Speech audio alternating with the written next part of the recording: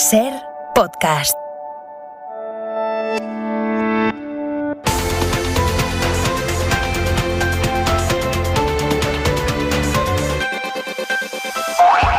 La cuenta atrás para los indultos a los presos del Prusés ha dado un giro inesperado hoy al recibir el apoyo de la patronal española. El aldabonazo lo daba Antonio Garamendi, el presidente de los empresarios, al asegurar que los indultos forman parte del Estado de Derecho y que bienvenidos sean si la situación se normaliza. Los prejuicios en torno a los empresarios y la convicción de los populares de que son suyos han dejado descolocados a muchos, pero particularmente al presidente del PP, que estaba precisamente allí, en Barcelona. Pablo Casado se ha quedado emparedado esta semana entre los excesos de Ayuso con el rey y la nítida posición del presidente de la patronal, tan descolocado por esas palabras de Garamendi, que ha llegado a decir que los indultos son cosa de los políticos. Somos los políticos que nos hemos sometido a la decisión de los ciudadanos en las urnas y que tenemos un escaño en la representación de la soberanía nacional en el Parlamento, los que tenemos que hablar de este tipo de cuestiones. Yo lo he hecho anteriormente en una intervención en este foro y no tengo nada más que añadir. Así que solo hablen los políticos de este asunto, pero es que hace solo 4 días que Pablo Casado fue a la manifestación de Colón con el argumento de que la convocaba la sociedad civil. Nuestra obligación es estar con la España real, es decir, con la sociedad que está indignada por lo que está pasando. Y si eso nos hace compartir con otras plataformas cívicas, con otras asociaciones o con otras formaciones políticas un espacio, bienvenido sea. Supongo que sociedad civil es también la que no le da la razón. En cualquier caso, ojalá este descoloque permita un debate a favor o en contra, pero más racional del que hemos escuchado hasta ahora. Pepa Bueno. En la cadena SER, Hora 25. Y en la tertulia de este Hora 25, Miguel Sebastián, profesor de Análisis Económico de la Universidad Complutense de Madrid. Buenas noches. Buenas noches, Pepa. Elisa de la Nuez, secretaria general de iDerecho. ¿Qué tal? Buenas noches. Hola, ¿qué tal? Buenas noches. Y Carlos Cue, corresponsal político del País. Buenas noches. Hola a todos, buenas noches. El día en 2 minutos, Esther. Acabamos de conocer que se ha decidido el ingreso en prisión provisional, comunicada y sin fianza, del hombre de 84 años que ha reconocido en su declaración haber matado a su mujer el pasado martes en Madrid al golpearle la cabeza con un martillo. En Valencia se ha encontrado el cuerpo de una joven en la finca familiar del detenido ayer por su presunta relación con la desaparición de Wafa en noviembre del año 2019. La delegada del Gobierno en la comunidad expresaba así su dolor. Los están matando a las mujeres por el mero hecho de ser mujer, de no atender complacencias de los asesinos, de sus parejas, o en este caso de una persona que quería ser pareja y no lo logró, pero logró matarla.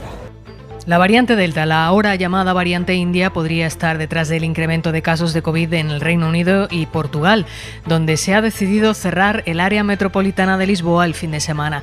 Los casos están por encima de 1.000 y ayer se registró la cifra más alta desde finales de febrero.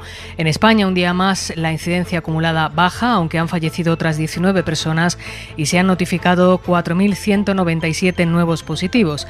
Respecto a la vacunación, coge ritmo el grupo de entre 40 y 49 años. Ya hay un 40% con al menos una dosis. En el de los mayores de 50 tiene la pauta completa 6 de cada 10. El INE ha dibujado hoy lo que pasó en 2020 y fue el año con la mayor cifra de muertos desde que hay estadísticas, desde 1941. Hubo un 17% más de fallecidos que en 2019 y un 6% menos de nacimientos. Isabel Díaz Ayuso ha presentado en la Asamblea de Madrid sus planes para los próximos 2 años. En su discurso de investidura ha habido de todo: ataques al Gobierno central, guiños a Vox y medidas con mucha letra pequeña. La Comunidad de Madrid se ha convertido en el primer muro donde se estrellan las políticas del Gobierno central, que están haciendo de España un país desgajado, manoseado por los independentistas. Vamos a ayudar a las mujeres que más lo necesitan con 14.500 euros por cada hijo que nazca en la Comunidad de Madrid, siempre que la madre lleve empadronada aquí al menos 10 años. Les anuncio que el Gobierno que forme tras esta investidura, si la Cámara me da su confianza, estará formado por solo 9 consejerías. de ese anuncio para las nuevas madres menores de 30 años con una renta inferior a 30.000 euros y con 10 años de empadronamiento en Madrid. Calculan que podrían beneficiarse unas 14.000 mujeres cada año. Y el Supremo de Estados Unidos ha frenado el tercer intento de los republicanos de acabar con el Obamacare, la reforma sanitaria del presidente Obama. Biden ha calificado el fallo de una gran victoria y ha prometido trabajar para ampliarla. La presidenta de la Cámara de Representantes, Nancy Pelosi, iba en esa misma línea. La decisión de hoy de la Corte Suprema es una señal de victoria para los demócratas que defendíamos que las personas con enfermedades previas estuvieran incluidas en el seguro médico. Nunca olvidaremos cómo los republicanos trataron de modo monstruoso de quitar esos beneficios de salud a los americanos en plena pandemia. Y en la contra de Hora 25...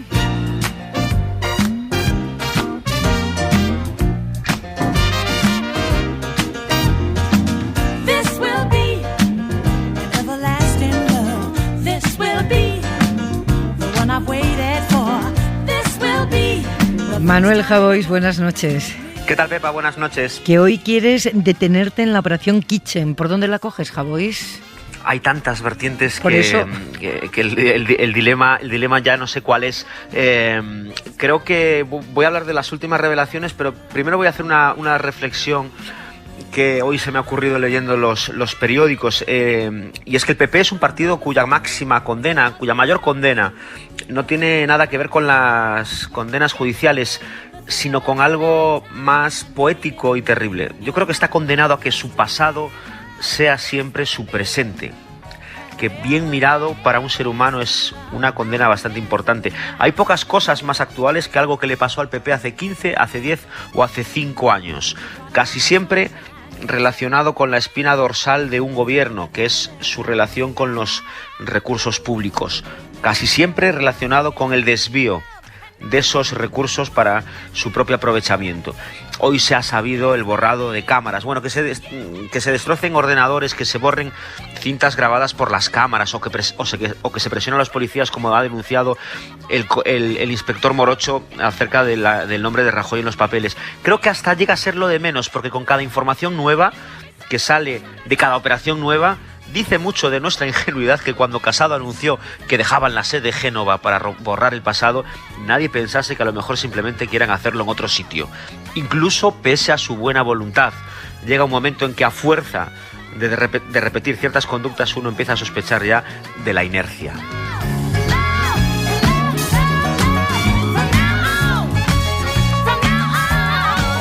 Hasta mañana, un beso. Un beso, hasta mañana. Adiós. Chao.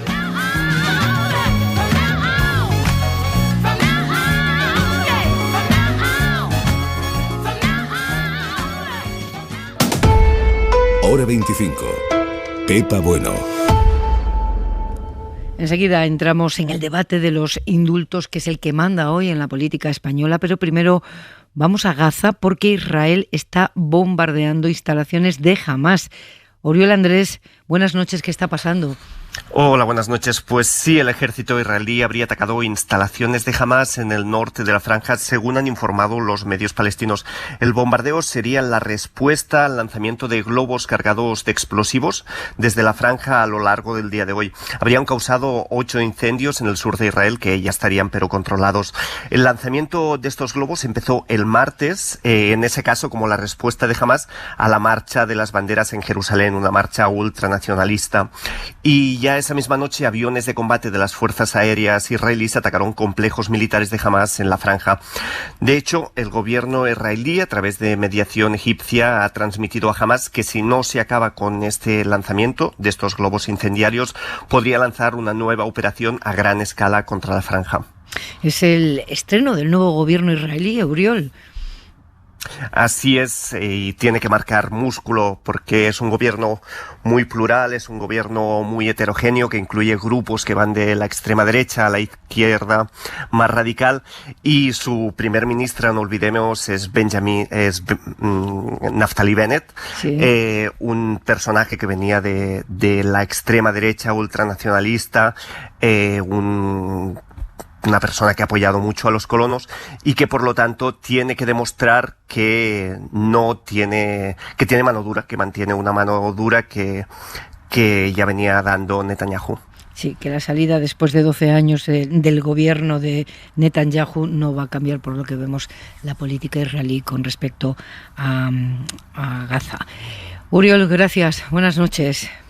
Buenas noches, gracias a vosotros. Esta semana aquí en España comenzó con la manifestación de Colón en contra de los indultos, siguió con la polémica de Ayuso con el rey, avanzó con esa mayoría del Congreso que votó en contra de una moción que los rechaza y hoy el presidente de la patronal marcaba el día y quizá el rumbo de la cuenta atrás diciendo esto en televisión española. El Estado de Derecho funciona, dentro del Estado de Derecho también está el efecto de los indultos, puede haber la opinión de una manera y de otra, pero bueno, si esto al final acaba en que las cosas se normalicen, pues bienvenido sea, ¿no?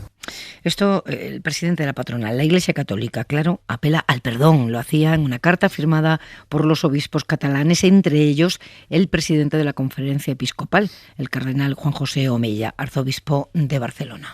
Ante el contexto social y político que vivimos en estos momentos en Cataluña, dice la carta, los obispos apuestan por la fuerza que tiene el diálogo y las medidas de gracia en todas las situaciones de conflicto. Avanzar teniendo sentimientos de misericordia y perdón, sinceros, respetando la justicia, ayudará a que los acuerdos que todos esperamos se logren pronto. No sabemos si los indultos irán al Consejo de Ministros del martes próximo o el siguiente, pero lo que sí sabemos es que el presidente del Gobierno aprieta el acelerador de su presencia en Cataluña. Mañana va a Barcelona a clausurar esas jornadas del Círculo de Economía y el lunes celebra un acto en el Liceu con la sociedad civil. Inma Carretero, buenas noches. Buenas noches. La estrategia de la Moncloa en este tema es ir de frente. El propio presidente fue quien dio un salto cualitativo hace semanas y empezó a dar por hecho en público la concesión de los indultos y ahora ya va a desplegar esa estrategia sobre el terreno en Cataluña con cierto camino recorrido porque cuenta con una votación favorable de la mayoría del Congreso. El PSOE emite mucho menos ruido y se ha producido ese pronunciamiento a favor de la patronal. Y van a ser los empresarios, los anfitriones, mañana por la mañana, de la primera parada del presidente en esa intensa agenda catalana en el Círculo de Economía. Los empresarios piden estabilidad y este gobierno desde el minuto 1 está trabajando por la estabilidad de este país y sin duda el reencuentro con Cataluña permite avanzar en esa estabilidad. María Jesús Montero, la portavoz, defendía así hoy la utilidad pública de los indultos. Ha evitado confirmar que definitivamente vayan a aprobarse el martes que viene, aunque es en la víspera, el lunes, cuando se va a celebrar ese acto con más de 300 personas, según la previsión de la Moncloa, en un lugar tan simbólico como el Liceo. Y ahí Pedro Sánchez va a ofrecer una conferencia con un título que resume su afán pedagógico de todas estas semanas. Reencuentro, un proyecto de futuro para toda España. Recordemos, Pepa, que la agenda del reencuentro se la presentó el presidente a Quim Torra, aunque en la Moncloa esperan poder desarrollarla a fondo a partir de ahora en un clima de mayor distensión gracias a la aprobación de los indultos. Estos son los datos, gracias Inma, los datos del día de un asunto que poco a poco ha ido colonizando toda la agenda política y también la mediática en este país. Luego hablaremos del PP y de su reacción y descoloque ante el posicionamiento de la patronal, pero quiero que nos detengamos, Carlos Cue, en la importancia que le das a este apoyo que ha explicitado hoy Garamendi. Yo creo que es absolutamente trascendental, creo que incluso está por encima de las expectativas del propio gobierno. El gobierno sabía que tenía el apoyo del empresariado catalán y se hablaba mucho de estas jornadas del Círculo de Economía, del Cercle, porque se sabía, llevamos varios días hablando de este asunto, se sabía que era muy relevante. Mañana, por cierto, va también Draghi, asunto también no menor, porque hay una cumbre entre España e Italia y se hace en Barcelona. Y ayer, decían hoy en el gobierno, hace muchísimo tiempo que no se hace una cumbre internacional en Cataluña. Y ayer precisamente otra cumbre, una cena de Estado con el presidente de Corea y el rey. En fin, son todos gestos. Ya sabemos que en el mundo de la crisis catalana los gestos son muy importantes, aunque no definitivos. Y el gobierno multiplica los gestos desde hace tiempo, pero por lo menos desde hace más de un mes. Ha habido como una estrategia que no todo está medido. Yo creo que lo de Garamendi de hoy no estaba perfectamente medido. Creo que ha sido superior a las expectativas del gobierno. De hecho, creo que el propio Garamendi ha intentado luego ajustar porque se ha dado cuenta de las dimensiones de lo que había hecho. Pero sí que el gobierno lleva tiempo preparando. De hecho, hubo mucha discusión interna en el propio Partido Socialista. Decía, ¿pero por qué Sánchez se precipita a abrir el debate de los indultos antes incluso de hacerlos? Porque fue clarísimo en Bruselas hace ya más de un mes, cuando claramente lo dio por hecho y todo el mundo asumimos que ya estaba hecho. Y había mucha gente diciendo, pero bueno, el desgaste va a ser muy grande. ¿Por qué lo hace antes de tomar la decisión, antes de llevarlo a Consejo de Ministros, abrir este debate de tantas semanas? Bueno, lo que el gobierno quería, le puede salir mal o bien, pero tenía un sentido. que es vamos a hacer un debate largo, porque la única manera de que esto entre de alguna manera, sobre todo en el electorado socialista, que es el que más le preocupa, porque claramente está dividido, necesitamos un debate muy largo, que haya muchas voces, que haya muchísima gente hablando de este tema, aunque parezca mentira, porque en el momento en el que haya muchas voces, haya mucha discusión, reaccione la derecha, que evidentemente la sobreactuación de Colón creo que ha ayudado muchísimo al gobierno a unir sus filas y a que otros agentes también en Cataluña, digamos, refuercen el apoyo a los indultos. Bueno, este debate largo, no hay encuestas todavía muy claras, pero sí hay una sensación, desde luego existe en el gobierno y en el Partido Socialista, como decía Inma, ha bajado el ruido muchísimo. Hay una sensación de que estas semanas han sido útiles para preparar el momento, que igualmente será durísimo y habrá muchas críticas, pero para preparar el momento, probablemente la decisión más difícil que va a tomar el gobierno en toda la legislatura, ¿no? Yo creo que va a llegar probablemente la semana que viene, como mucho la otra, creo que más probablemente la semana que viene, pero va a llegar después de un mes y medio de largo debate y luego habrá debates en el Congreso y habrá mucho. Pero yo creo que le ha ayudado muchísimo lo de Colón y le está ayudando todos los agentes que no son la pura oposición, incluida la patronal, que es muy sorprendente. No nos olvidemos que es un detalle, creo que no menor, Garamendi es vasco. Sí. Creo que también aquí están pasando muchas cosas de la otra España que no es Madrid, que también, en fin, se están moviendo, hay muchísimo debate, mucho movimiento alrededor de los indultos, todo el mundo tiene una posición y la está expresando, y eso creo que como debate democrático es interesante. Menos llamativo es el apoyo de la Iglesia Católica, que siempre ha estado muy cerca de los nacionalismos periféricos, pero en fin, también está ahí. Cuando hace una semana se reactivó efectivamente el tema de los indultos, cuando el presidente lo sugirió de una manera bastante explícita, prácticamente había consenso sobre el coste político que podría suponer tomar esta medida. Obviamente, coste tendrá para el gobierno, de eso no hay ninguna duda. Pero estos apoyos, Elisa, tú que eres más escéptica sobre la utilidad de los indultos, ¿estos apoyos reparten ese coste? Bueno, a mí, en primer lugar, como lo que has dicho tú de la Iglesia, de alguna forma yo lo daría por descontado, ¿no? La Iglesia es muy nacionalista y en concreto hemos visto, yo me acuerdo de unas imágenes muy llamativas, ¿no? De, ciudadanos independentistas en las iglesias rezando, o sea, era una cosa un poco llamativa, ¿no? Por ese lado me sorprende poco. Recuerdo también un poco el papel que tuvo la Iglesia vasca, ¿no? Quizá lo de la patronal un poco más por lo expuesto, ¿no? De dar una posición, pero yo también hay una cosa que hay que decir: la patronal le cuesta siempre estar en contra del poder, y esto no lo digo en mal plan, es una constatación bastante obvia. Otra cosa es que a lo mejor no tenía que haber ido tan lejos si no hubiese querido, y quizá, como decís, el hecho de que el presidente de la patronal sea vasco, ¿no? Pero no creo que al final esto cambie mucho. O sea, puede cambiar un poco la idea del gobierno de que el coste político pueda ser menor. Pero yo creo que el tema de fondo es hasta qué punto los ciudadanos, y particularmente los ciudadanos que votan al Partido Socialista, de verdad piensan que esto es una buena idea. Y creo que eso va a depender mucho de lo que al final pase. Es decir, ahora nos están diciendo, y como sabes yo siempre soy muy escéptica, ¿no? Que esto va a servir para recoser, para cohesionar. Claro, esto es lo que tenemos que ver si pasa o no pasa.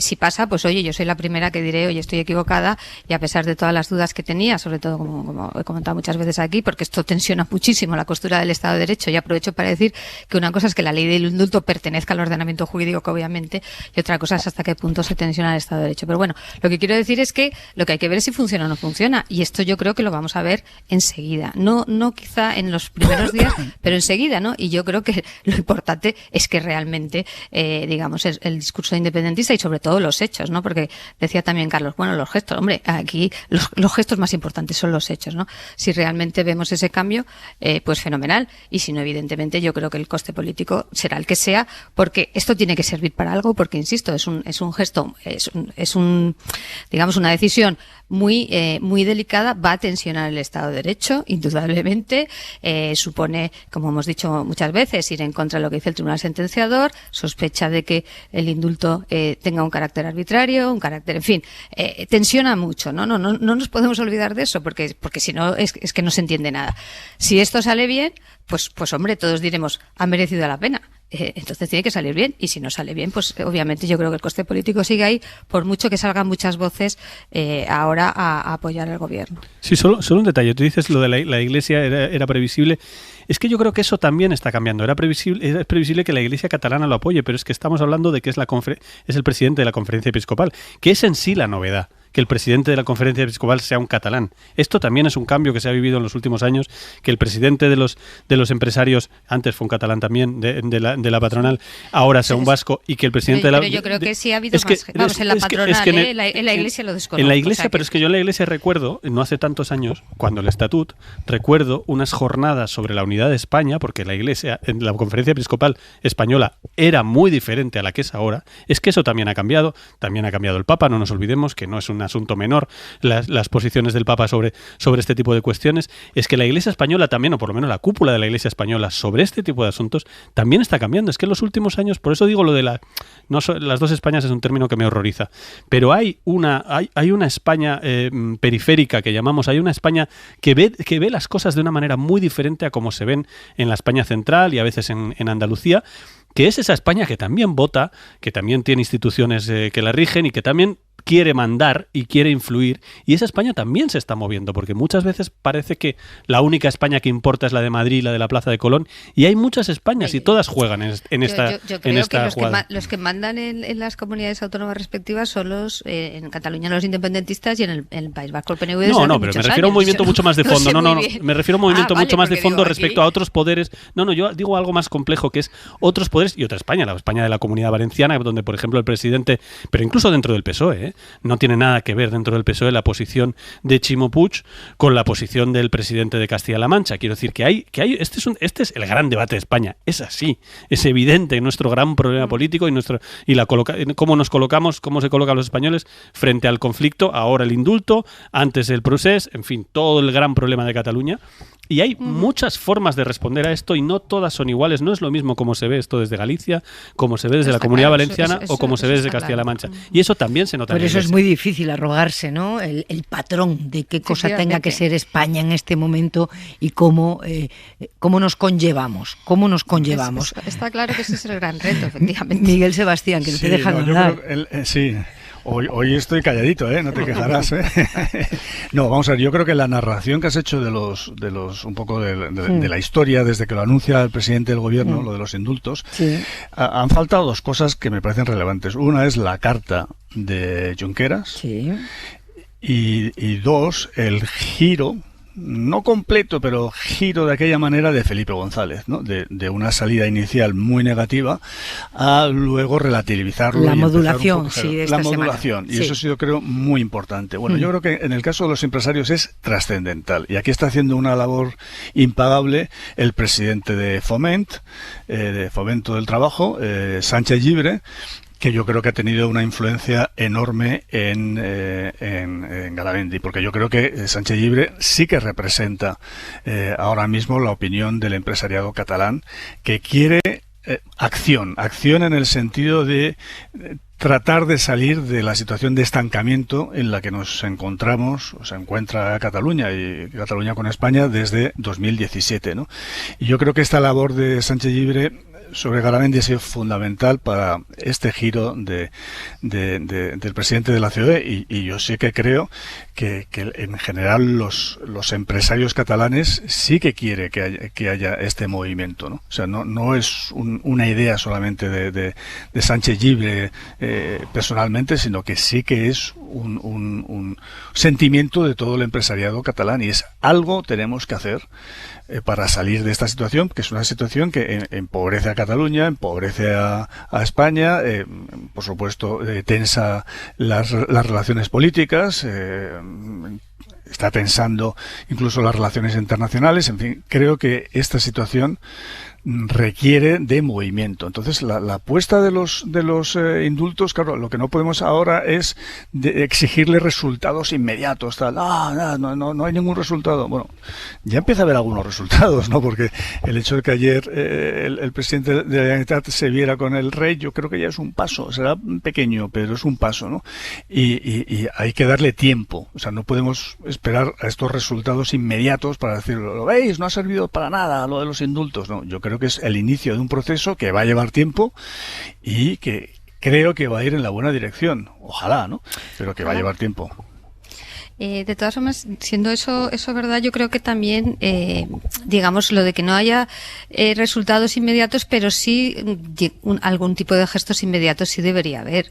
Y luego, en relación con el empresariado catalán, yo creo que también se lo he leído ya a zarzalejos y me ha parecido que la mejor apuesta, efectivamente, es si realmente creen que esto va a ir bien, bueno, pues es volver a poner las sedes allí, porque al final el empresariado catalán es que votó con los pies. Entonces, en ese sentido, a mí me parece también decir, oye, si realmente confiamos en que esto va a salir bien y que no va a volver a pasar lo que ha pasado, pues lo suyo sería adoptar ese tipo de gestos, y me parece que está bastante bien visto, ¿no?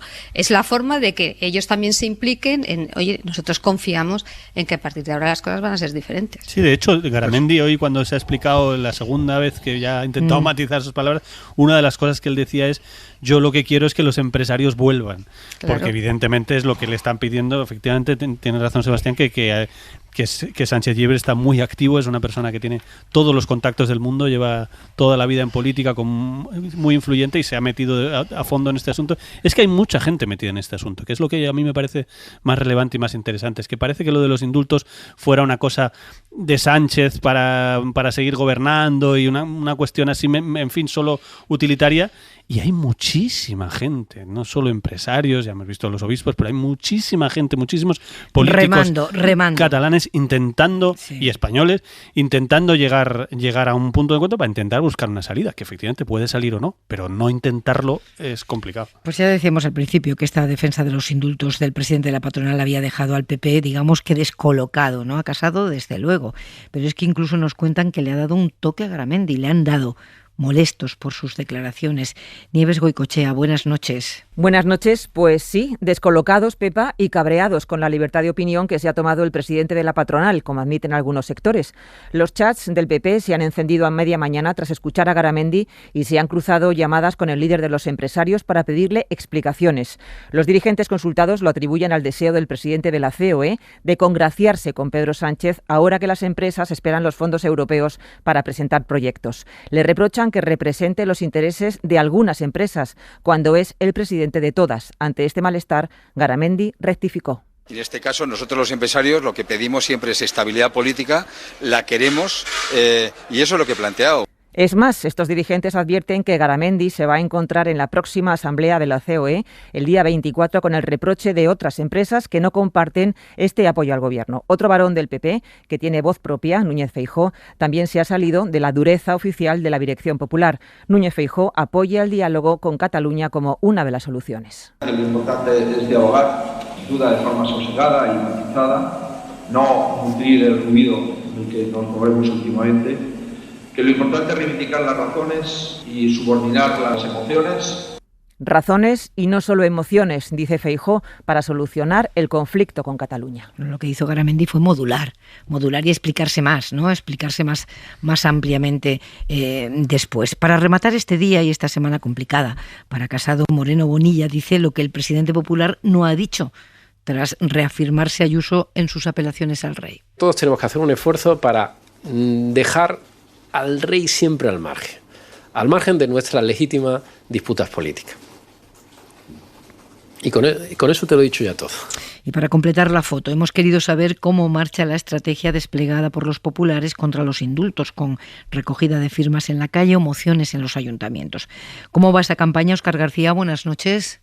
Hola Pepa, buenas noches. Pues por empezar por las firmas, más de 300.000 es el último dato que ofrece el PP, 300.000 recogidas en casi 3 semanas frente a las 800.000 que Rajoy consiguió en tan solo una en el año 2006, esa vez fue contra el Estatut. Ahora el PP no ha sacado casi ni una mesa a las calles de Cataluña, ha optado por recoger las firmas en las sedes y las pocas colocadas en la calle han llegado con polémica. En Barcelona se puso una a 15 metros de una de las sedes y en la foto oficial para las redes salían 4 personas que resultaron ser al final 4 trabajadores del propio Partido Popular.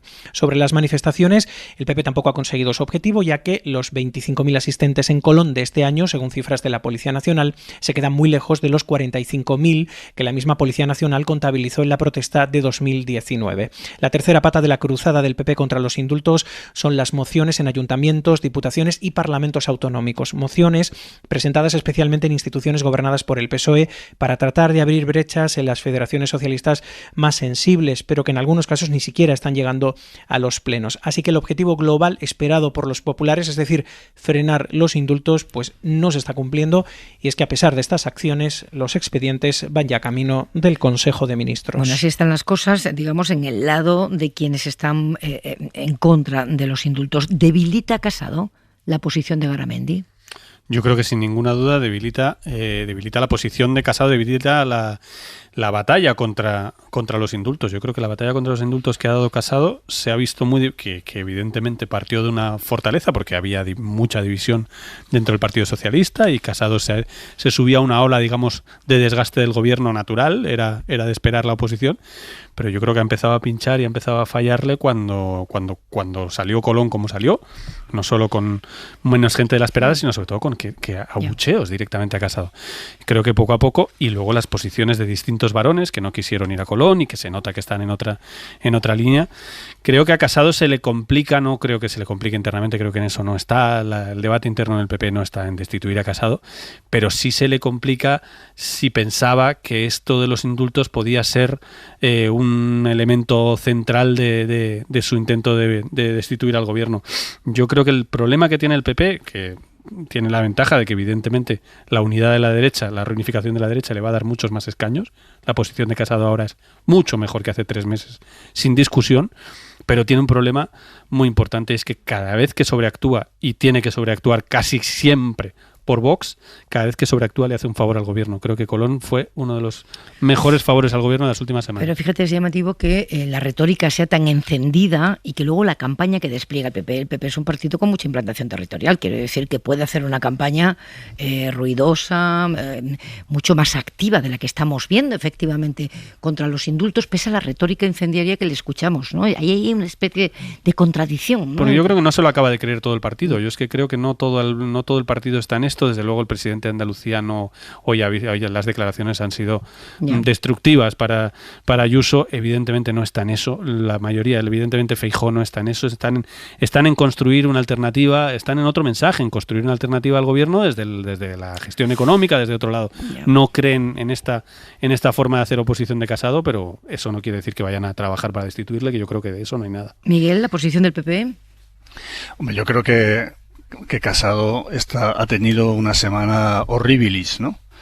No sé cómo se dice en latín, pero horribilis, ¿no? Empieza en el desastre para él de Colón, que todo el protagonismo se lo lleva un Ayuso que además lanza el órdago en el tema de la corona y de la complicidad del rey, que ha sido un desastre, yo creo que para el Partido Popular, para ellos, y luego pues ha venido pues todo, ¿no? La Kitchen, el gran éxito de los fondos europeos con una claro, es que la visita de la presidenta de la Comisión Europea ha sido un éxito arrollador. La calificación que ha recibido España de la propuesta para recibir los fondos europeos ha sido absolutamente arrolladora. Yo desde luego no creo que nadie se lo esperaba, ¿no? No sé si el gobierno se lo esperaba, me imagino que tendrían información, pero ha sido realmente espectacular, ¿no? Entonces yo creo que Casado sí que debe estar deseando que acabe esta semana, ¿no? Me imagino que le prepararán alguna encuesta que le levante un poco el ánimo, porque sí que lo tiene muy, muy complicado, ¿no? Elisa, ¿cómo articular la oposición a los indultos, que es una posición legítima, la de oponerse? ¿Cómo articularla visto lo visto? A ver, es que yo creo que aquí el problema, si lo has dicho tú antes, ¿no? Es que hay tanta incoherencia entre los planteamientos, sobre todo, totalmente de acuerdo. Si conviertes esto en un tema de derechas e izquierdas y te vas a Colón y pasa lo que previsiblemente iba a pasar, porque claro, al final esas cosas es natural, entonces yo creo que desvirtúas totalmente la oposición. Se convierte pues eso en un tema más de izquierdas frente a derechas, cuando realmente creo, y yo me cuento entre ellos, hay muchos ciudadanos, digamos, no polarizados que están preocupados legítimamente por el tema de los indultos. Por tanto, una oposición de este estilo, digamos, de políticas, de bloques, de un día digo que esto es un tema jurídico y al día siguiente digo que es un tema político, presento mociones, es que no tiene ningún sentido si realmente quieres hacer una oposición coherente frente al tema, que a mi juicio, como lo he dicho aquí varias veces, creo que se basa básicamente en las cuestiones relacionadas con el Estado de Derecho y con la utilidad que esto pueda tener realmente realmente para mejorar la convivencia, sobre todo dentro de Cataluña, ¿no? Insisto mucho en eso porque se habla Cataluña-España, pero lo principal es dentro de Cataluña.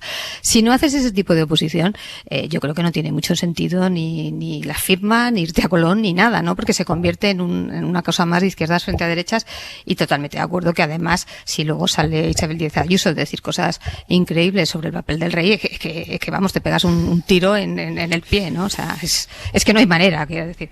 Pero creo que es un poco eso, ¿no? Es como aquí realmente no hay un argumento de fondo coherente que tú mantengas todo el momento, sino que vas moviéndote según van moviéndose los acontecimientos, cosa que por cierto también pasaba con los argumentos a favor del indulto, porque lo he analizado y me ha hecho gracia, porque vas moviéndote en función de las circunstancias. Claro, si no tienes una postura firme de fondo y las razones en base a qué, pues te puede pasar cualquier cosa, que es lo que le ha pasado, ¿no? Hora 25. Pepa Bueno. Antón Costas, muy buenas noches y bienvenido. Buenas noches, un placer. Recibimos esta noche al presidente del Consejo Económico y Social de España, que es un órgano consultivo que asesora al gobierno en materia laboral, en materia socioeconómica en general. ¿Le sorprende el revuelo que ha montado una declaración como la del presidente de la patronal? ¿Qué pasa aquí? ¿Que hay mucho prejuicio con los empresarios o que se da por supuesto que tienen una adscripción política partidista determinada? Para comenzar, no está mal la pregunta, ¿no? No está mal. Quizá tendría que se me tendría que aceptar que cambie el gorrito de presidente de una institución consultiva que tiene un pleno y que tengo que hablar como voz colectiva, cambiar ese gorrito por un gorrito más de ciudadanos. Venga, ¿no? Gorrito de ciudadano. De ciudadano, y si es entendido así, pues me atrevo a decir, yo creo que estamos en estas horas asistiendo a un momento muy interesante de la política catalana, sin duda, y de la política española también.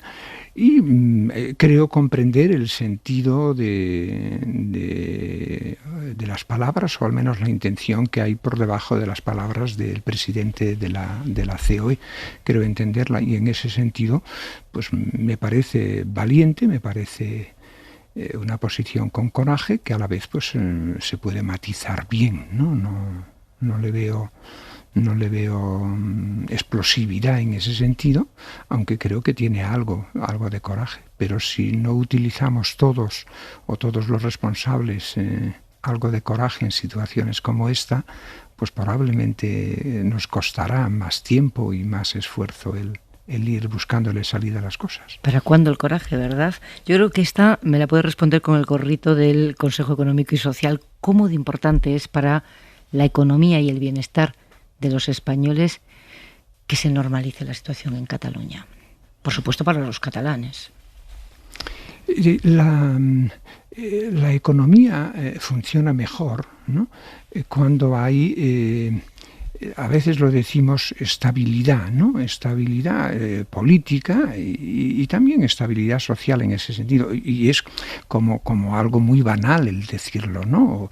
Las relaciones económicas en todos los sentidos, los contratos y las relaciones de cooperación son más efectivas, más productivas, cuando el entorno en el que se mueve está más sosegado. Esto es banal, ¿no? A partir de ahí, yo quizá utilizaría otra palabra, porque la memoria del CES de este año lo dice, ¿no?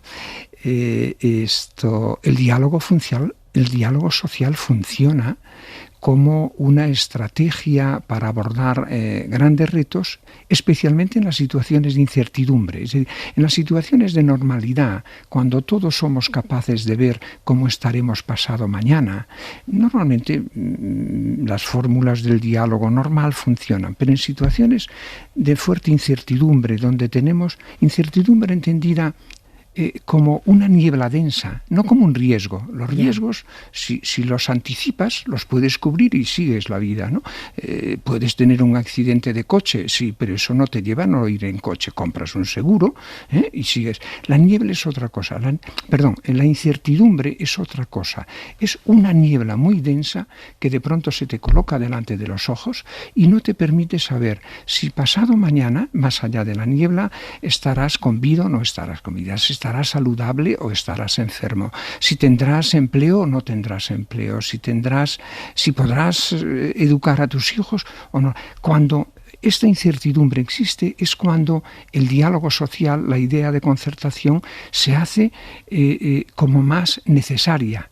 No necesariamente estoy diciendo que se haga como más evidente, se hace como más. Y yo creo que es lo que hemos visto en España en el año 2020, que frente a una niebla densísima, de pronto hemos visto cómo patronal, Garamendi en este caso, y sindicatos y el propio gobierno han sido capaces de alcanzar acuerdos que, mire, yo creo que es lo único que explica que por primera vez en toda nuestra historia, por primera vez en esta crisis, el desempleo haya caído mucho menos, 3 veces menos que la actividad económica. Si ustedes van al 2008 y los que tengan edad y nos escuchen van más atrás, verán que en todas las crisis económicas españolas el desempleo se despeñó en un abismo tremendo y la actividad económica también, pero ahora es la primera vez. ¿Y por qué motivo? Es que es el diálogo social, la concertación que hemos vuelto a aplicar en nuestro país, en este caso desde la transición, en este caso en el ámbito económico y laboral. Por lo tanto, sí tengo que decir claramente que esta es.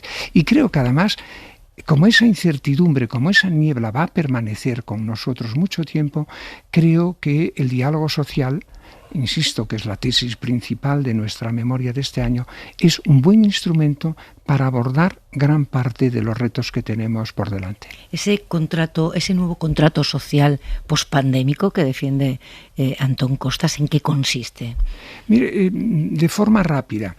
Es más cosas, ¿no? En términos filosóficos, diríamos así, de filosofía política, es un compromiso entre aquellos a los que les va bien o nos va bien, ¿no?, en la vida, con el sistema, con aquellos otros que se arriesgan a quedarse atrás o en muchos casos a quedarse en la cuneta del desempleo, de la falta de oportunidades, de la falta de ingresos, de la falta de capacidad para cuidar bien a sus hijos.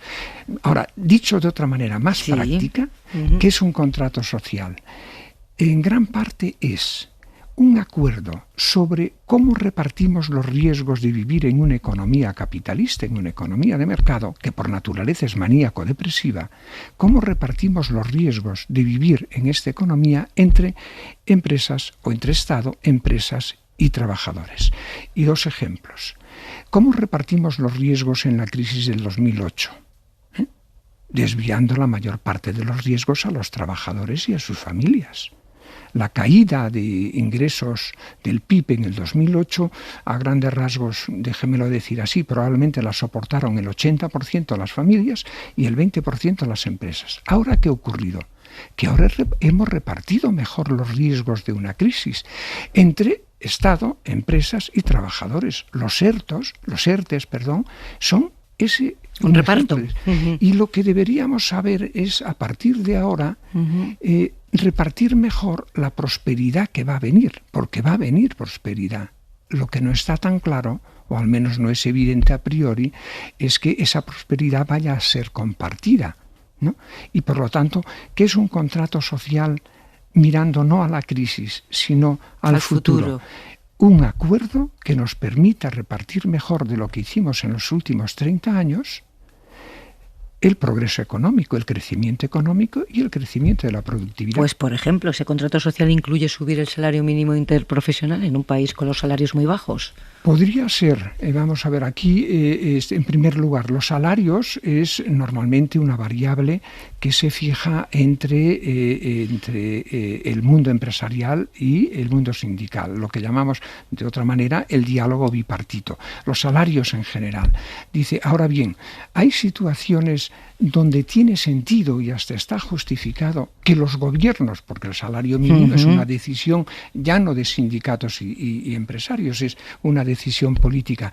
La pregunta es, ¿hay situaciones en la vida, en la etapa, en la trayectoria de un país, de una economía, donde esos aumentos de salarios mínimos estén justificados y sean buenos? tanto para la economía como para las personas que se benefician? Claramente sí.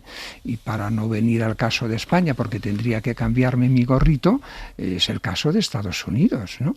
Estados Unidos está introduciendo, ya antes de Biden, está introduciendo una política de salarios mínimos muy activa, defendida tanto desde el punto de vista de la dignidad de los trabajadores y de la posibilidad de educar mejor a sus hijos, que esto es la variable, le aseguro, que es la fundamental, como para la economía. Pero déjeme un momentito solo en esto. Dice, mire, nosotros los economistas hasta hace muy poquitos años, menos de una década, éramos muy reacios al aumento de salarios mínimos. Lo éramos muy reacios.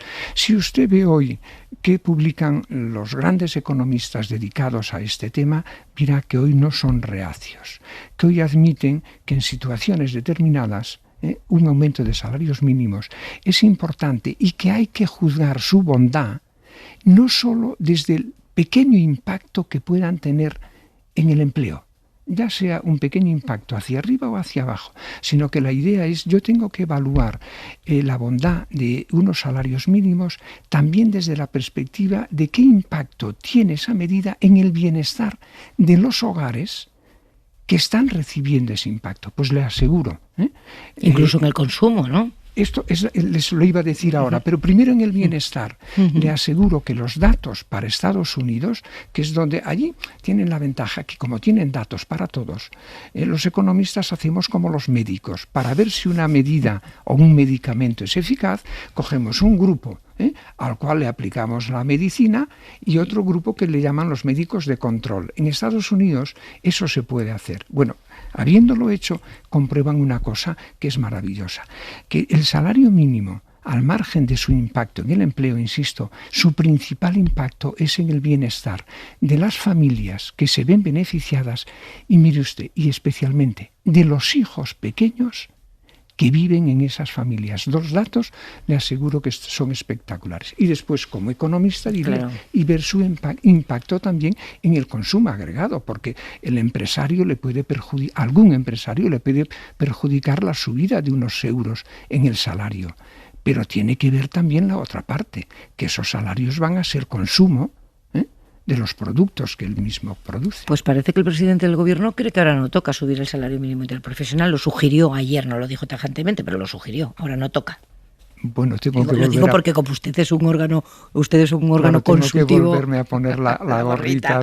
La gorrita. Pero yo creo que todo es cuestión de la pauta. Yo creo que hay bastante, veo al menos en la sociedad española y en el mundo político, un acuerdo que en el horizonte de legislatura, yo creo que hay. Lo que veo que se está un poco cuestionando es si eso tiene que ser el primer año, el segundo, el tercer año, ¿no? El ritmo, pero ¿no? Esto el ritmo. Ya es otra cuestión. Ese reparto de la prosperidad que viene incluye esa fiscalidad global que los grandes países y organismos han pactado por fin. Asumimos cualquier cosa ya como natural, pero esto hace 2 o 3 años hubiera sido muy excepcional, ¿no? Sí, voy a eso. Mire, va a venir, deberíamos saber anticiparlo, va a venir probablemente los datos de junio, ¿no? En España van a ser muy buenos en términos de actividad económica y de empleo. No tengo varita mágica, un poco van a ser muy intuición, buenos. No información. No información, está muy bien dicho, me acojo a eso, ¿no? Van a ser muy buenos. Estamos ante una etapa de nuevo de crecimiento. La economía española es más maníaco-depresiva de lo que es el capitalismo en general. Y cuando uno tiene edad y recuerda los 70, los 80, los 90, principios de siglo y ahora, verá que cuando la economía mundial se desploma, la nuestra se desploma un poco más que las demás. Pero cuando la economía mundial recupera, la nuestra recupera, se dispara. Es más bipolar que la. Pues bien, en este sentido vamos a ver me salía una expresión que es demasiado coloquial, un petardazo, es decir, vamos a verlo en la economía española. ¿Cuál es el riesgo? Que como nos ocurrió en el pasado, que esa mejora de la actividad económica no se traslade a progreso social. Y esto debería ser nuestra preocupación. Algo está cambiando, que es lo que usted me dice, en la mentalidad político-económica. Yo creo que sí. Es decir, yo creo que la COVID es en algún sentido un parteaguas en el siglo XXI. De la misma manera que la Gran Depresión lo fue en el siglo pasado, la COVID es un parteaguas. Y lo notas en el cambio de mentalidad política y económica, lo que están haciendo ahora los bancos centrales y los gobiernos en términos de impuestos. Si lo comparamos con lo que hicieron en el 2008, es que es un mundo absolutamente distinto, ¿no? Pasamos de la austeridad y de la defensa a ultranza, que era una barbaridad macroeconómica, ¿no? Pero bueno, a un escenario donde autoridades internacionales te dicen gaste usted, las europeas gaste usted. Y Europa emitiendo deuda esta semana. Es que es espectacular el cambio de mentalidad. Hay en términos alemanes hay un Zeitgeist, ¿no? Hay un cambio de clima económico de la época. Hasta dónde pueda llegar no me atrevo hoy, pero lo hay. Los impuestos, el acuerdo fue el 1 o el 1 de junio, el acuerdo del G7. Del G7, sí. Es un acuerdo histórico, sin ninguna duda. Que vaya a ser de rápida aplicación, yo le pondría un poco de sordina. Es decir, mi expectativa, ya sabe, ¿no? La frustración en la vida es el resultado de expectativas exageradas. Sí, ¿no? Hay que gestionar bien las expectativas. Exacto. Pero es un cambio histórico. ¿Cómo tenemos que gestionar las expectativas con el plan de recuperación? Porque, claro, si nos atenemos a los discursos políticos, es la modernización española correspondiente a este siglo, pero tenemos tanta experiencia de que luego no se implementan bien los planes. Ese es nuestro talón de Aquiles, ¿no? Yo le diría que, en primer lugar, que deberíamos tener una mejor autoestima de nosotros mismos, que tenemos una baja autoestima, ¿no? Y eso es malo para afrontar las cosas, ¿no? No somos tan malos como muchas veces decimos, ¿no? La logística de la vacunación es espectacular, por ejemplo. Exacto. Pero déjeme decirle otra cosa, que no se habla de esto. ¿Usted qué opinaría de una economía que yo le digo ahora que no sabe su nombre y que le digo lo siguiente? Mire, esta economía en un año, 2020, ha perdido el 10-12% de su exportación. El turismo es exportación. Claro. Es lo mismo que vender frutas, porque le vendemos un servicio nuestro a un extranjero. Por lo tanto, ¿qué opinaría usted de una economía que en plena crisis pandémica le desaparece el 10% de su exportación y cuando usted tiene la curiosidad de ir a ver la balanza de pagos, esta economía en el 2020 tiene saldo positivo, saldo neto? Es espectacular. Es decir, por lo tanto, aquí hay una economía mucho mejor, con más capacidad competitiva de la que nosotros mismos nos reconocemos. Por eso le digo que en primer lugar nos vale la pena que mejoremos nuestra autoestima, también para los planes. Somos el primer país de la Unión Europea al que la Comisión le ha aprobado su plan de recuperación. Si esto lo atribuimos solo al gobierno, pues entonces leña al mono que es de goma, ¿no? Pero si nos lo atribuimos también como país, está indicando. Yo ayer estuve en Barcelona en la cena con el rey, tuve ocasión de hablar con la vicepresidenta segunda del gobierno y le dije: vicepresidenta, esta noche dormirás por primera vez en meses, ¿no? Y me dijo: sí, esta noche dormiré bien por primera vez. Es que hay razones para esa autoestima. Lo haremos mucho mejor de lo que ahora estamos considerando que lo vamos a hacer. Quítese todas las gorritas y cuéntenos algo de esa cena, hasta donde pueda. Fue muy agradable y yo creo que había un aire en el clima, que había un clima donde algunos gestos de pronto han alimentado la esperanza de que se pueda poco a poco, con paciencia, las expectativas aquí tienen que ser también razonables, mejorar mucho las cosas. Yo creo que la cena de ayer expresaba un poco este sentimiento. Necesitamos un poco de alivio, ¿no? para nuestras penas, ¿no? Y creo que ayer había lo puedo decir así metafóricamente, había un poco ese sentimiento. Pues yo le agradezco mucho a Antón Costas que se haya puesto y quitado las gorritas en esta conversación, este primer contacto. Desde que está al frente del Consejo Económico y Social de España teníamos ganas de tenerle aquí. Seguimos hablando, porque va a haber mucho de lo que hablar en el futuro sobre la realidad laboral, económica y social en España. Muchas gracias por venir. Será un placer. Ya lo decía el poeta, ¿no? si me llamas, ¿no? Si me llamaras y si me llamaras lo dejaría todo. Es un placer y un privilegio además el estar en este programa. Buenas noches, buenas noches.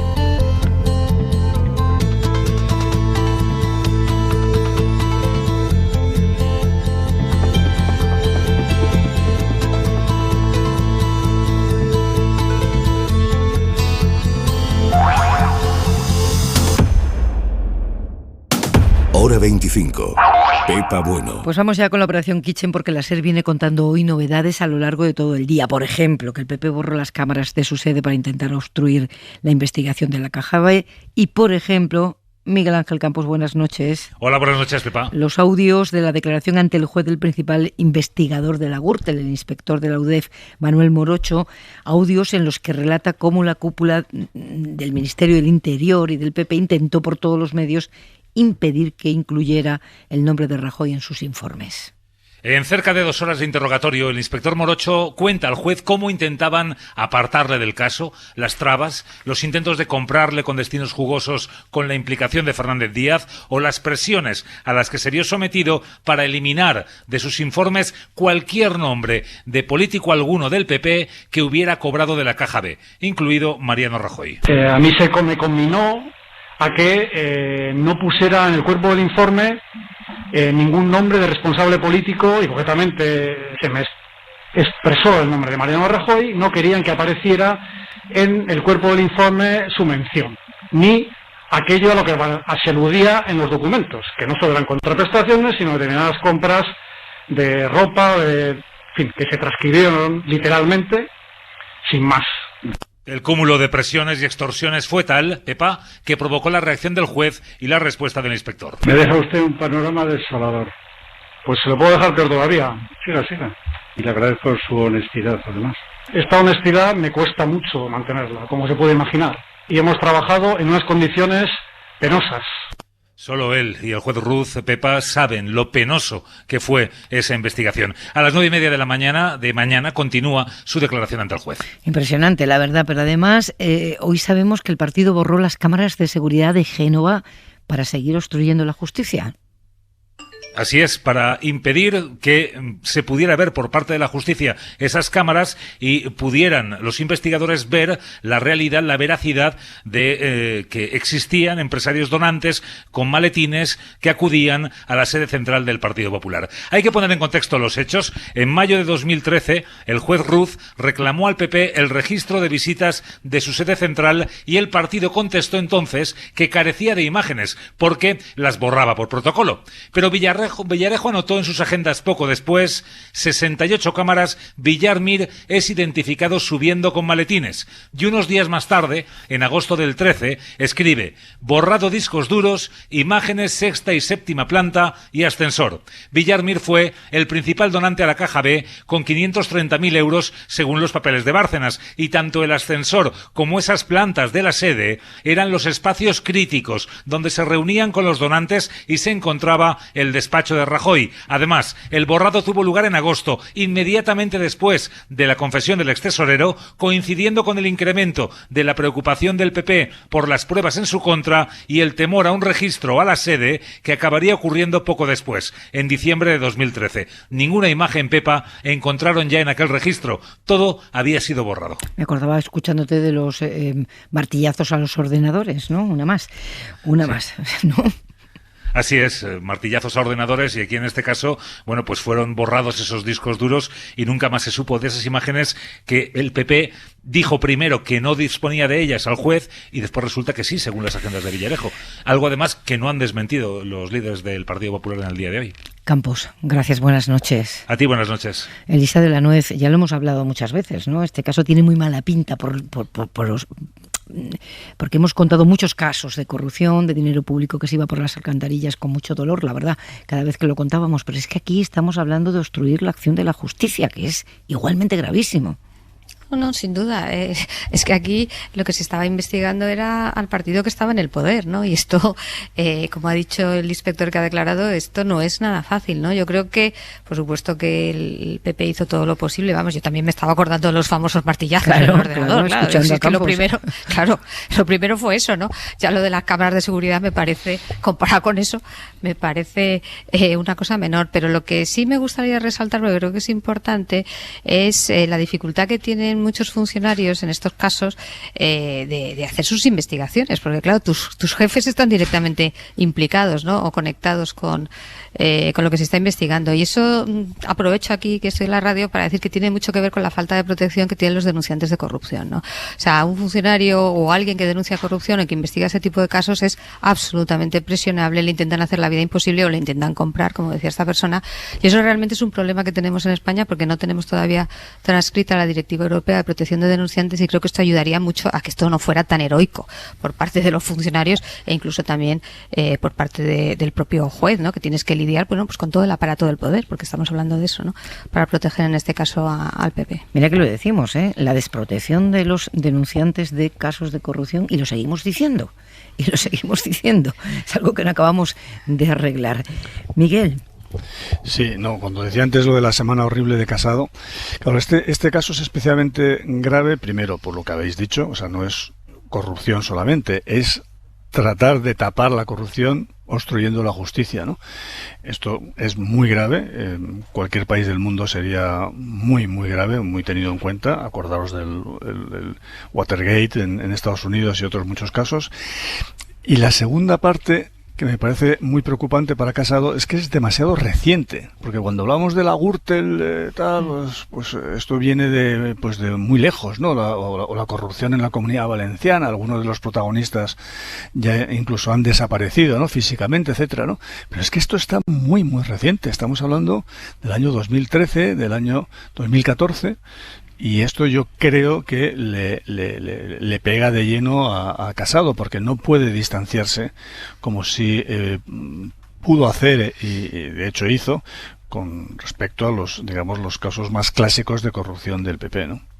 Sí, hablabais de la protección de los acusadores, y qué decir, que lo hemos visto esta semana, los efectos del cambio que se hizo para los plazos de instrucción, de los límites de plazo. Sí. Es que el expresidente de Murcia acaba de ser absuelto por una ley que se cambió, que en su momento fue polémica, y mucha gente, muchos juristas, que no soy jurista, pero recuerdo aquella polémica, muchos juristas dijeron, no cambie, en pleno 2015, no cambiemos esta ley, que esto va a perjudicar la persecución de casos de corrupción. Bueno, pues ya se ha visto con el expresidente de Murcia, que la hicieron para eso, ¿no? O sea, bueno, yo creo que básicamente se estaba buscando eso. El argumento, efectivamente, al final el resultado es ese. El argumento era que se extiende, que es verdad, que se extiende muchos años y tal.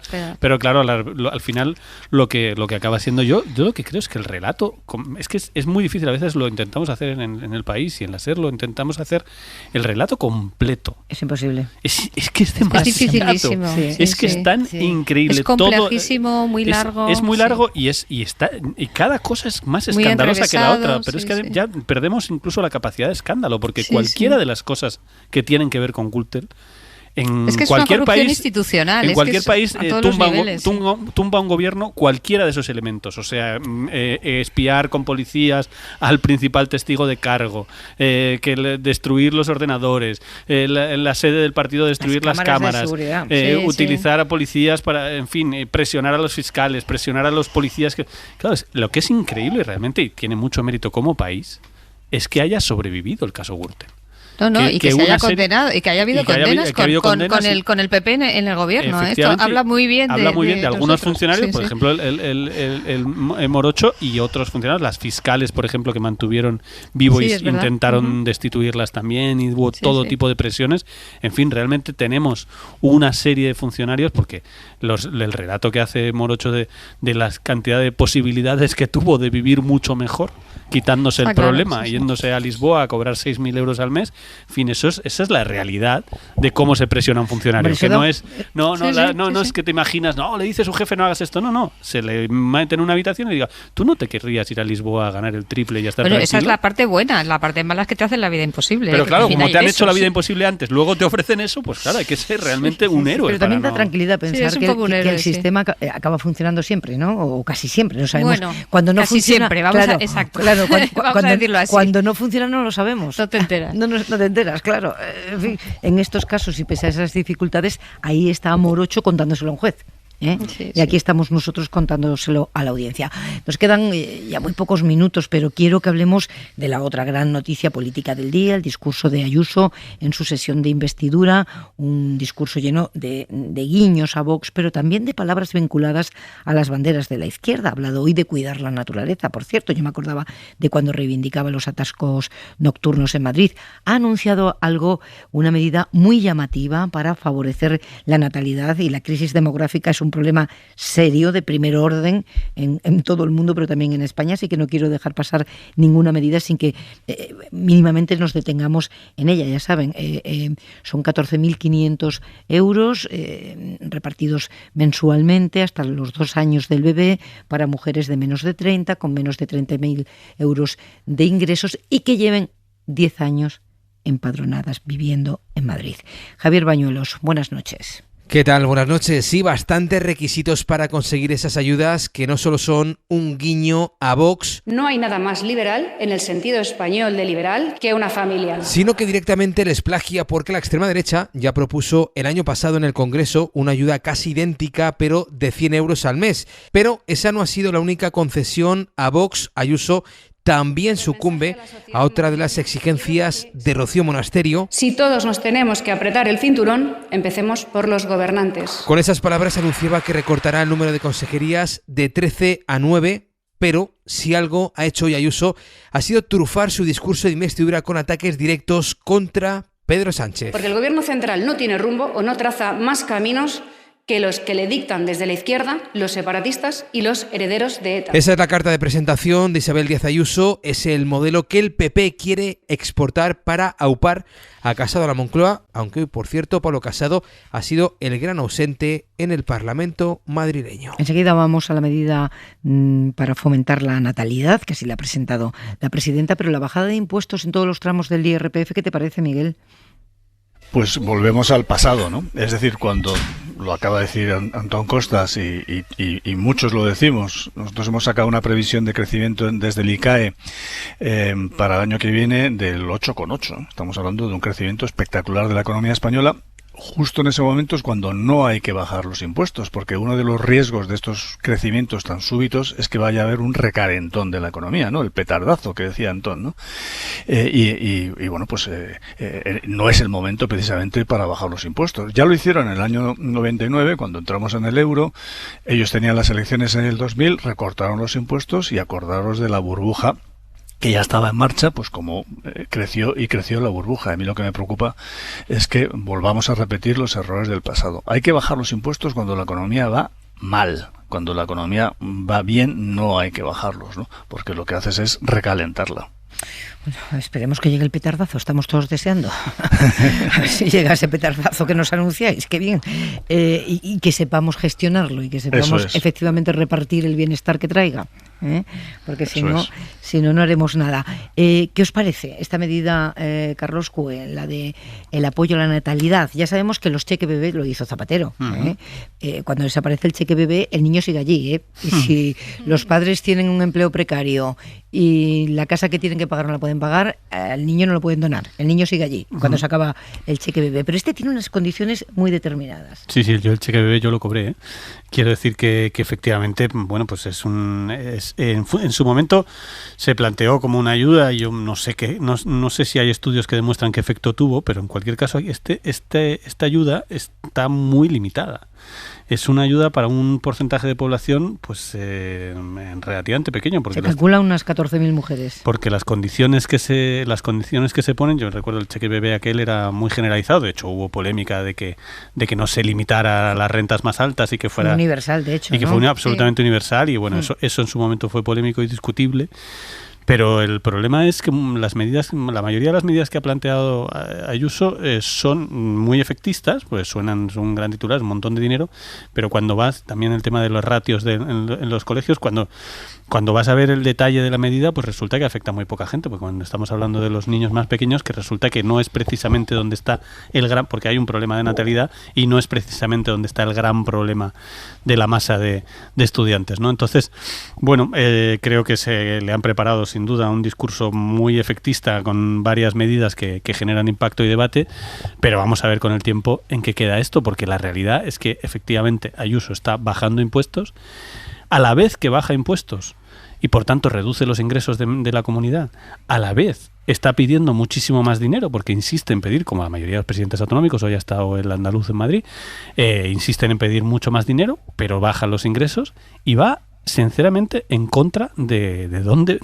decía Antón Costas ahora, por dónde va la doctrina económica del momento, pero ya no es la doctrina económica del momento, es que son todos los líderes internacionales, no solo el G7, es que en el G7 no hay nadie de izquierdas, es que toda la gente que está dándole vueltas a cómo salir de una crisis en la que vamos a recibir, España va a recibir 72.000 millones de euros, ya se han gastado, solo en los ERTE se gastaban 5.000 millones de euros al mes. El endeudamiento se ha ido al 105. Quiero decir, señores, esta crisis se ha resuelto con dinero público. Toneladas de dinero público. Se va a seguir resolviendo con toneladas de dinero público. ¿Y el dinero público de dónde viene? Oh, misterio. De los impuestos. Es que no hay otra. Entonces, bajar impuestos en este momento, cuando se está haciendo, también en Madrid, se ha hecho un esfuerzo de gasto brutal en la sanidad pública para hacer frente al COVID, va contra el destino de los tiempos. Veo que no entráis en el tema de la natalidad, Elisa. Sí, estoy dispuesto a entrar, ¿eh? Sí, a ver, yo creo que es evidente que tenemos un problema de natalidad. Lo que pasa que el problema de estas medidas, lo ha dicho bien Carlos, que suelen ser medidas muy efectistas. Luego, los siguientes, que a cuánta gente llegan, que no parece mucho, y luego, lo que me parece más importante, cómo de sostenibles son, ¿no? Que esto es una cosa que lo dices hoy, y como tú decías al principio, bueno, pero es que el niño ahí sigue, ¿no? Y a mí me parece que desde luego la mejor política de natalidad, evidentemente, es la de dar las condiciones, sobre todo las condiciones laborales, que lo hemos hablado aquí mucho, ¿no? Y las guarderías públicas, que eso sí que realmente le preocupa un montón a la gente. Pero que quiero decir que aquí el problema que tenemos, la brecha generacional es tremenda cuando tenemos a un montón de jóvenes precario o directamente sin empleo, y a partir de ahí, pues bueno, bienvenidos los cheques, pero el problema de fondo lo tienes, ¿no? Y yo no sé si estas cosas luego cómo funcionan o hasta qué punto funcionan, porque otra cosa que hemos comentado muchas veces, no se suele hacer ninguna evaluación de políticas públicas. Yo no tengo ni idea, por ejemplo, si el cheque bebé de Zapatero aquello sirvió para fomentar la natalidad o no sirvió. Entonces, claro, vas un poco a ciegas, ¿no? Diciendo, bueno, esto funcionará, no funcionará. A mí me da la sensación que son como las medidas un poco, las recetas estas así, ¿no? Para quedar muy bien en una sesión de investidura, pero que luego nadie se preocupa de saber si esto va a funcionar, si se va a evaluar, si va a ser sostenible, ¿no? Esos 10 años de empadronamiento, Miguel. Eso me parece muchísimo tiempo, claro. ¿Qué sentido tiene eso? Que no tiene ninguno, ¿no? Yo tengo que decir que yo no estaba en el gobierno cuando el cheque bebé de Zapatero. Me preguntaron qué opinaba y dije, me parece cristianodemócrata, que es casi lo peor que se puede ser, ¿no? Se puede ser liberal, socialdemócrata, pero conservador, cristianodemócrata, yo creo que es lo peor. Y bueno, pero es que esto es mucho peor todavía, ¿no? Porque nosotros luego quitamos el cheque bebé. No hubo tampoco mucha evaluación de políticas públicas, pero lo quitamos, que ya es una buena evaluación de la política, ¿no? Yo creo que no funcionó el cheque bebé y es un gasto inútil. Pero es que este es peor todavía dentro del cheque bebé cristiano-demócrata, porque este encima va dirigido a las personas mujeres que llevan 10 años en Madrid. Es decir, por favor, inmigrantes, olvidaros de abstenerse, ¿no? Entonces es regresivo, claramente, ¿no? O sea, creo que no hay por dónde inmigrantes que dices tú de Allende los Mares o de dentro de España, ¿no? De otras comunidades. Vengan de otras comunidades, claro. La típica pareja que hace la carrera en Madrid, se instala a vivir aquí y decide tener un hijo, pues no podría acogerse, por ejemplo. Sí, al terminar la carrera no podría, porque no le da exactamente el tiempo, ¿verdad? La evolución de su vida como para tener 10 años de empadronamiento. ¿Eso es un gesto a Vox? ¿Lo interpretáis así? No, eso seguro que es un gesto a Vox, pero ¿y si ese dinero se gastara en guarderías públicas? Que, por ejemplo, en la Comunidad de Madrid, en la ciudad de Madrid, y hablas con cualquiera de las personas que está tomando la decisión de tener hijos o que ha tomado la decisión de tener hijos, ¿cuál es su principal preocupación? Con los niveles de trabajo y lo grande que es esa comunidad, los traslados, la cantidad de horas que está la gente fuera de casa, ¿cuál es la principal preocupación? Yo tengo ahora una persona cercana, ¿cuál es su preocupación? No encuentro guardería pública, ¿vale? Y una guardería privada son 500 euros al mes. Esta es la realidad, 450, 400, 500 euros al mes. Para una persona que cobra 1.000, pues evidentemente si le dan 10.000 euros o 13.000 euros los va a coger. Primero tienes que ser menor de 30 años, que ya hay muy poca gente con hijos menores de 30 años. Y el primer hijo en Madrid se tiene a los 32, esa es la media. Esa es la media, evidentemente. Ya menos de 30 ya te está reduciendo mucho, pero ¿cuál es tu verdadera, tu gran preocupación? Que haya una guardería, que haya plazas de guardería públicas, que hay poquísimas, porque eso es lo que te garantiza que puedes tener los 3 o 4 años, sobre todo los 3 primeros años, tener pues una tranquilidad. Una huchita los 2 primeros años que tienes el cheque bebé y luego pagas la guardería. Con eso, ¿no? Viene a decir esta medida. ¿Con qué la privada, claro. Ya. La privada, ¿Con qué nos vamos? ¿Con qué nos vamos, Esther? Por segundo día consecutivo y desde el alto el fuego acordado en Oriente Próximo hace ya casi un mes, el ejército israelí, con nuevo gobierno, recordamos, ha lanzado nuevos ataques aéreos sobre supuestos objetivos de Hamás en el norte de la Franja de Gaza. Son informaciones palestinas. Como ayer, sería la respuesta al lanzamiento de globos explosivos desde esa zona por parte de civiles. Y además una cita electoral para el viernes. En Irán, más de 59 millones de iraníes tienen cita con las urnas para elegir nuevo presidente. Una cita marcada por la presencia mayoritaria de candidatos conservadores y en los que está en juego la participación. I'm so gone. Anyone could see that I'm wasted. You cut through, and I just wanna know what's in your head. Write it on a piece of paper, honey. Put it in my coat before I go.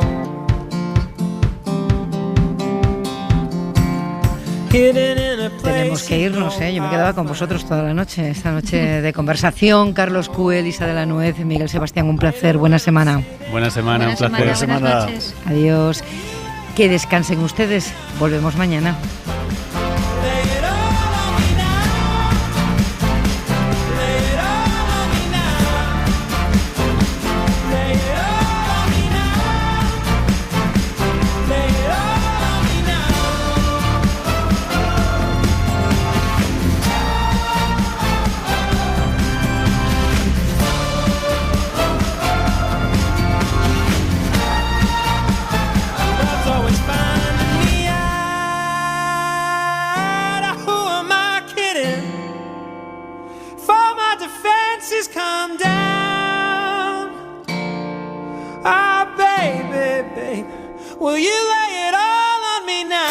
Suscríbete a Hora 25. Todos los episodios y contenidos adicionales en la app de Cadena SER y en nuestros canales de Apple Podcast, Spotify, iVoox, Google Podcast y YouTube. Escúchanos en directo en la SER de lunes a viernes a las 8 de la tarde. Cadena SER. La radio.